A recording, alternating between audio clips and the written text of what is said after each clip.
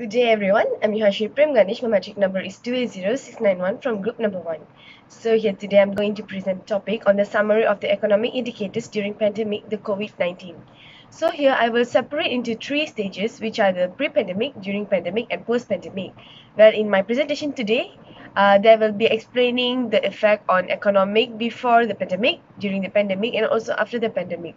Most importantly, I will explain on how the government overcome the pandemic issue. To start out with my introduction on this topic, the pandemic has claimed many lives around the world, forcing everyone to accept a new standard of masks, SOPs, and lockdowns. Even in Malaysia, we have experienced lockdowns in the name of MCO since 2020. Every MCO since then has been linked to negative effects on people's mental health, lower household income, and poverty, among other things. The government made numerous modifications in the MCO such as the RMCO, CMCO and EMCO in order to minimize the impact on the economy while saving lives and protecting people's livelihoods. All the while, according to the economy of Malaysia, the small and medium-sized enterprises, SMEs, are being affected badly by this pandemic. Furthermore, the job opportunity seems to reduce, which caused the unemployment rate to increase rapidly. This is because the lockdown had a significant impact on SMEs, which leads to bankruptcy. On the other hand, based on the data collected, the first MCO also had a drastic loss in the tourism industry, which causes a major loss in our economy. There were several efforts made by the government, knowing the concern of business owners and households.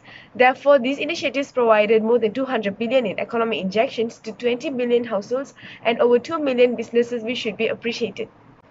So let's go to the effect on economy before the pandemic, where the economy struggled with a variety of internal and external issues all year long. Trade disputes on a worldwide scale and Malaysia's historic change of government became sources of economic worry, which led to significant legislative and political changes. Malaysia's economic performance suffered from unexpected supply interruptions in the commodities industry, which caused growth to slow down more than projected. Based on the data collected from the Department of Statistics Malaysia, in Malaysia, the labour force contributed a rise in the labour force in the year of 2017 to 2018. On the other hand, the jobless rate dropped in 2017 to 2018.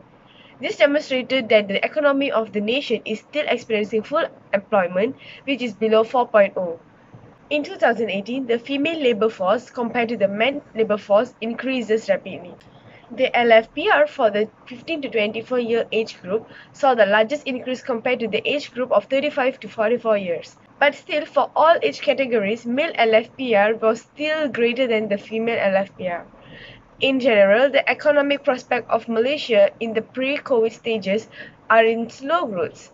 In contrast to the first quarter of 2018, the leading index had predicted slower GDP growth for the second quarter of 2018.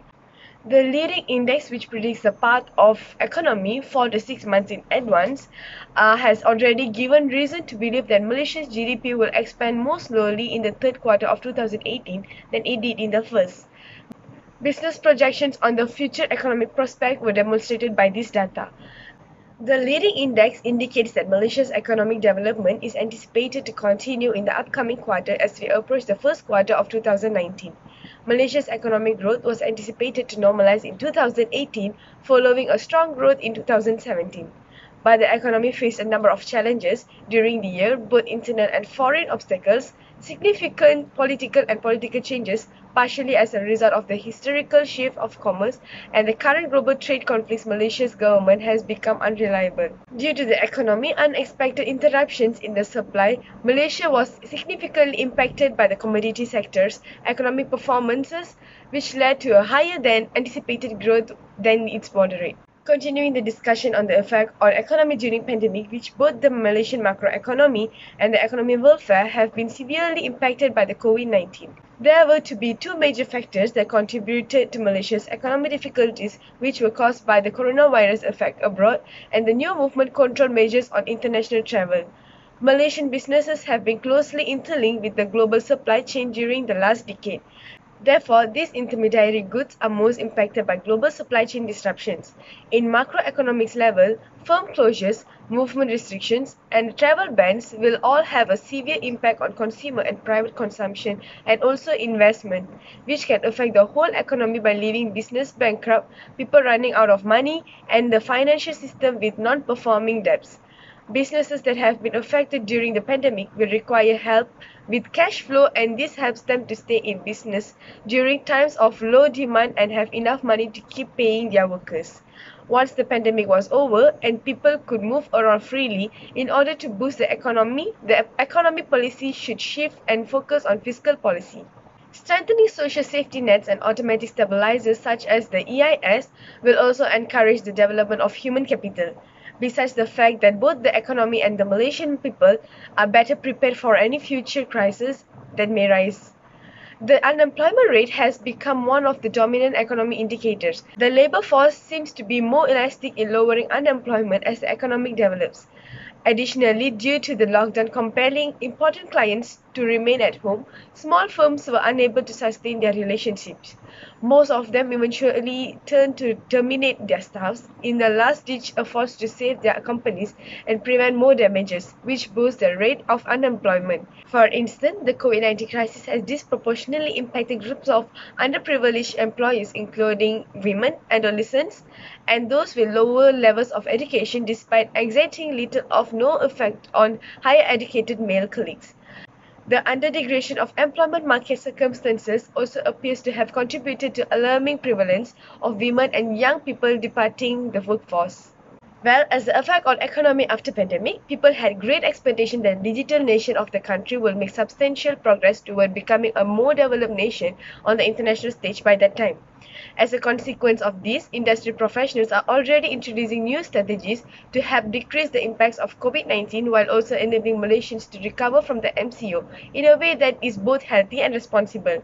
According to the Bank Negara's projections, the GDP of our nation is expected to fall. To encourage people to return to work, the government has to give the highest priority and gradually reduce the lockdown.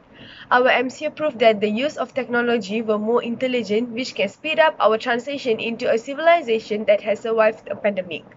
The level of responsiveness displayed by the macroeconomic policy is the third most important factor that has played a role in the escalation of the crisis in Southeast Asia.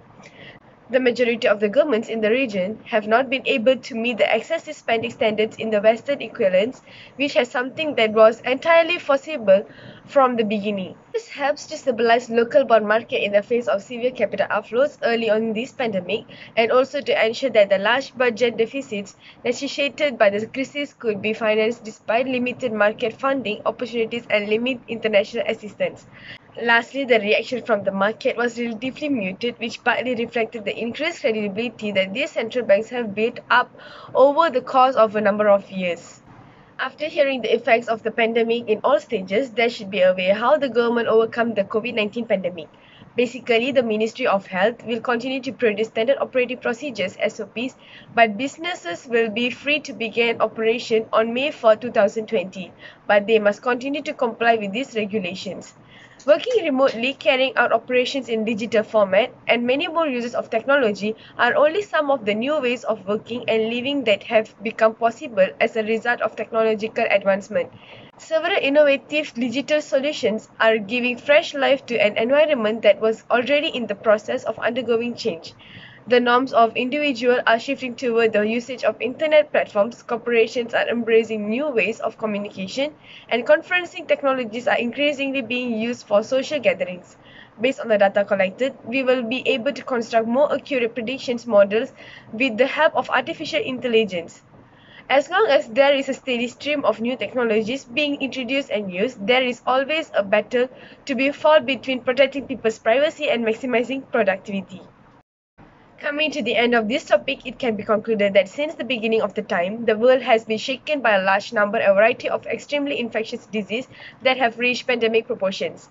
Not only are people suffering from this tragedy, but the economy as well, with countries imposing lockdowns and movement control orders (MCO), causing a severe economic impact on the global supply chain, bankruptcy, plummeting stocks markets, and unemployment. Malaysia's economy is being harmed in terms of its multiple key sectors, exchange rates, stock market, and government actions to mitigate economic losses. COVID-19 will also have a significant impact on the value of Malaysian ringgit as a result of panic selling by investors seeking to avoid trading in the current volatile market. This will result in Malaysia's currency will fall if not taken under considerations. To summarize the economic indicators during pandemic COVID-19 in the three different stages, which is the pre-pandemic, during pandemic, and post-pandemic, Malaysia of course has developed countermeasures to prevent an economic collapse. There was a specific purpose in helping to mitigate the economic effects of COVID-19 by providing wages subsidies, discounts on commissions, and domestic electricity consumption, tax exemption, and reliefs for domestic tourists, and many more. However, Malaysia's GDP growth is expected to fall by around 3.7% in 2020 due to COVID-19, compared to 4.3% in 2019.